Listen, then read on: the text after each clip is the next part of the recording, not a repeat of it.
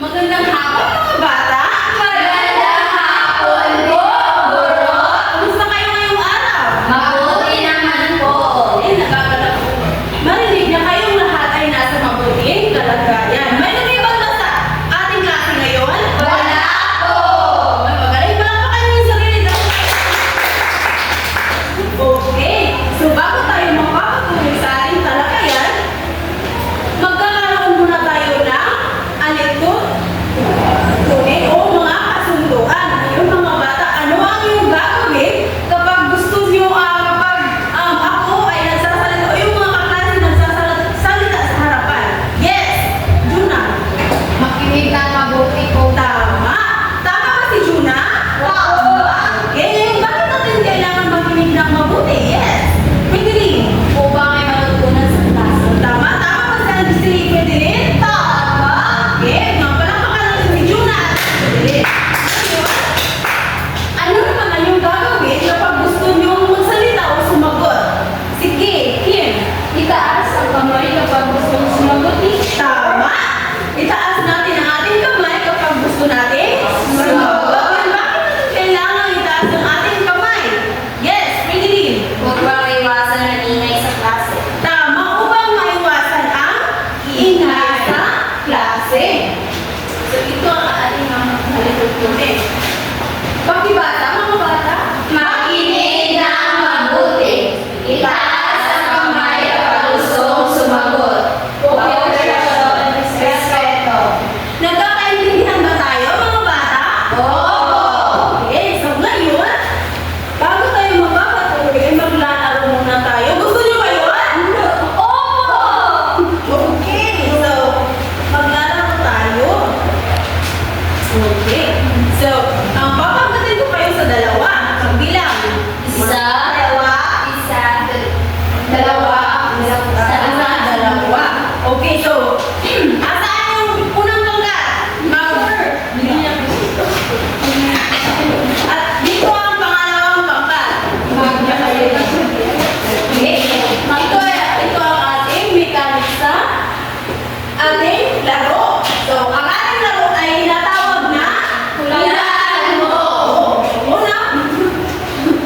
So, pumili na magagaling na manghula sa bawat grupo. So, since Magagaling kami magaling kayo lahat, ayun ang lahat. Okay, so susunod ay huhulaan nyo ang mga bugtong na ipapakita ko dito at pagkatapos ng 5 segundo ay paunhan kayo isulat ang sagot sa pisara.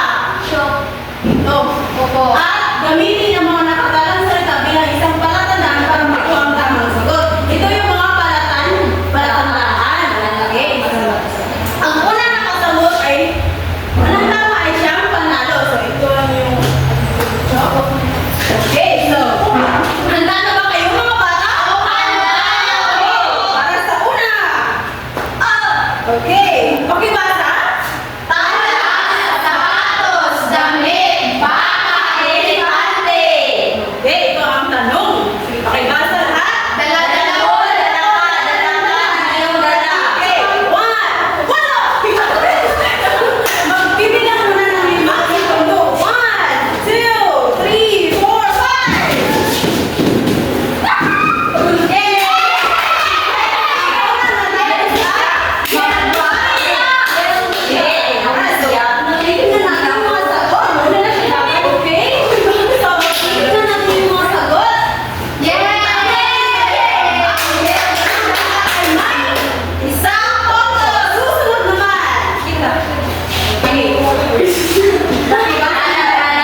Hindi makukuha ng kahit sino.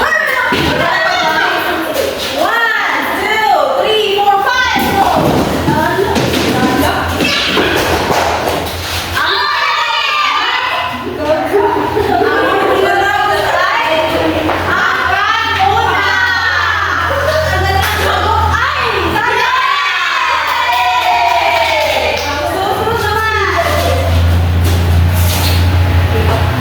Pakibasa? Lahat?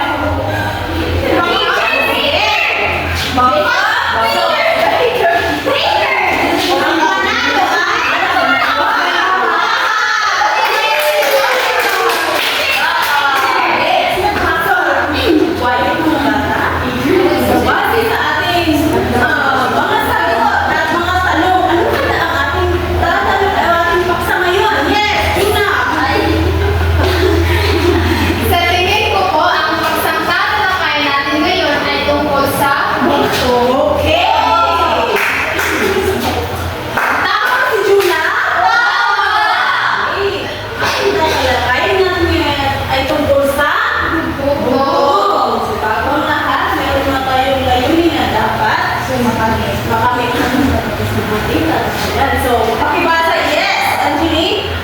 Natutukoy ang kahulugan ng mundo. Napapahalagahan ang gamit ng mundo sa tunay na buhay. Nakakagawa ng sariling mundo. Maliwanag ba? Okay, so ngayon ay ating tatalakayin kung ano ang bugtong. So, pakibasa. Sige, Fideline.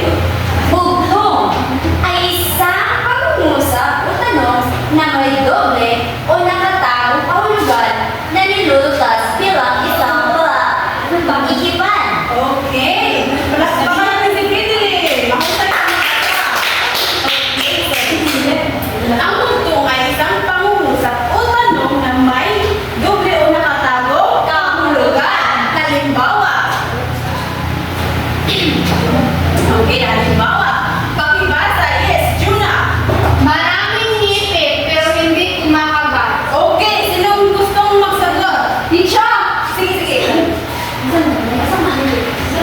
Suitcase. Sinilay ko dito. Maraming ngipin pero hindi kumakagat. Suitcase. Okay? Tama ba si Kim? Yes. Oo. Kita na ba kayo ng suklay? Oo. Meron ginagawa. Yes. Saan ginagamit ng suklay? Yes, Juna. Sa buhok po. Okay, so ang susunod, please read. Ay, pakibasa. Forward. Tumatakbo pero hindi napapagod. Sige, sige ka na ako. Orange.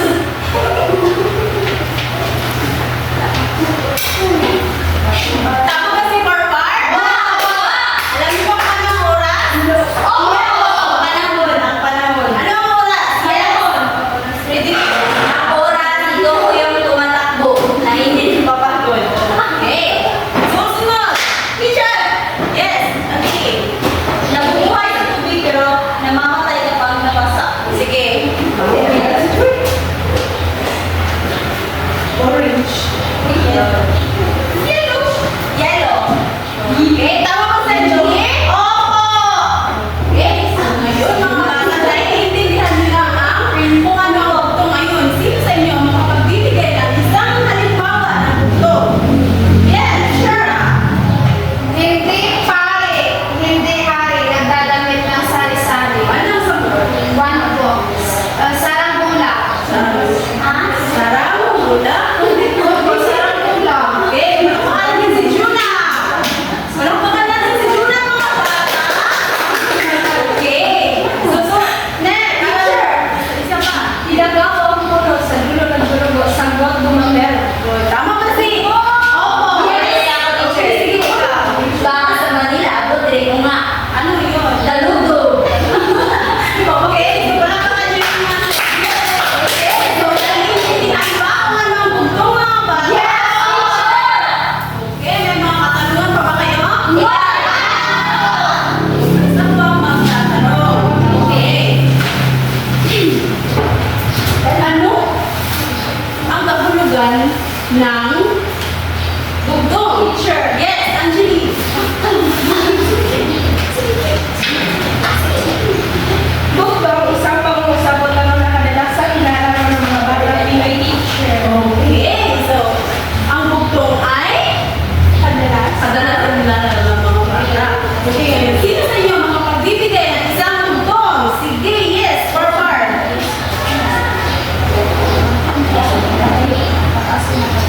Kung kailan ko pinatay sa kapahumaba ang buhay. Ano yun? Ang sagot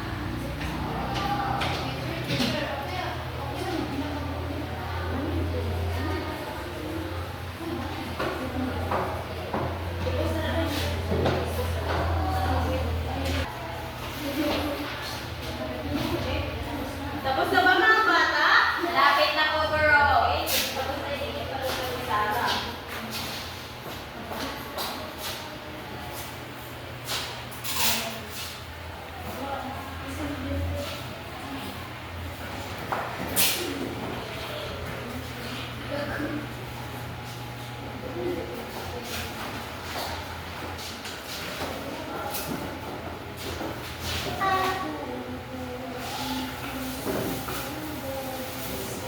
so, ang una magrepresenta ay ang pangkat. Una, sino yung representante? Si Juna. Sige, Juna.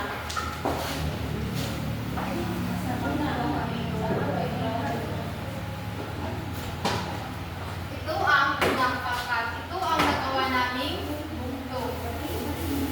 Sa araw ay bungkong, sa gabi ay dahon. Ang sagot ay banig. Mataas kung nakaupo, mababa kung nakatayo. Ang sagot ay aso. Okay, bigyan ng 10 palakpak ang pangkat. Okay, pangalawang pangkat. Yes, Pidin. Magandang hapon, ma'am. Magandang hapon, mga kaklase.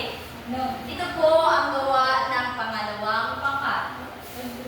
Una, kung kailan pinatay, saka pa humaba ang buhay. Sagot. Kandila. Magaling. Tinanggal po ang puno sa dulo. Nagdurugo. Sagot. Magaling. Bigyan ng dalawang, ay, bigyan ng 10 palakpak ang pangkat. Magaling na kayo. May mga katanungan po ba kayo? Wala po. Okay.